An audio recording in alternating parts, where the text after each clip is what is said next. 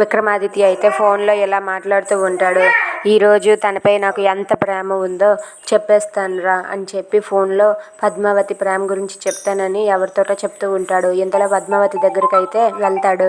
పద్మావతి తన రూమ్లో అలా రెడీ అవుతూ తన శారీని అయితే సెట్ చేసుకుంటూ ఉంటుంది. ఇక పద్మావతి తన రూమ్లో అలా రెడీ అవడం చూసి విక్కీ అయితే మైమర్చిపోయి పద్మావతి అందాన్ని అలా చూస్తూ ఉంటాడు.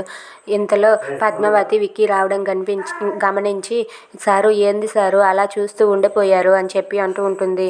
నీ అందం చూసి అలా ఉండిపోయాను పద్మావతి అని చెప్పి విక్రమాదిత్య అంటాడు. ఆ మాటలకు పద్మావతి అయితే చాలండి సారు అని చెప్పి విక్కీ దగ్గరకు వెళ్ళి చాలా సంతోషంగా ఉంటుంది. విక్రమాదిత్య అయితే పద్మావతి అందాన్ని చూసి మైమర్చిపోయి అలా పద్మావతి కళ్ళల్లోని కళ్ళు పెట్టి చూస్తూ ఉండిపోతాడు. అది చూసి పద్మావతి అయితే మురిసిపోతూ ఉంటుంది.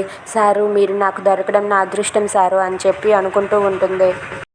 విక్కీ కూడా నువ్వు నాకు భారీగా రావడం నా అదృష్టం పద్మావతి అని విక్రమాదిత్య అంటాడు. Thanks for watching friends. Please subscribe.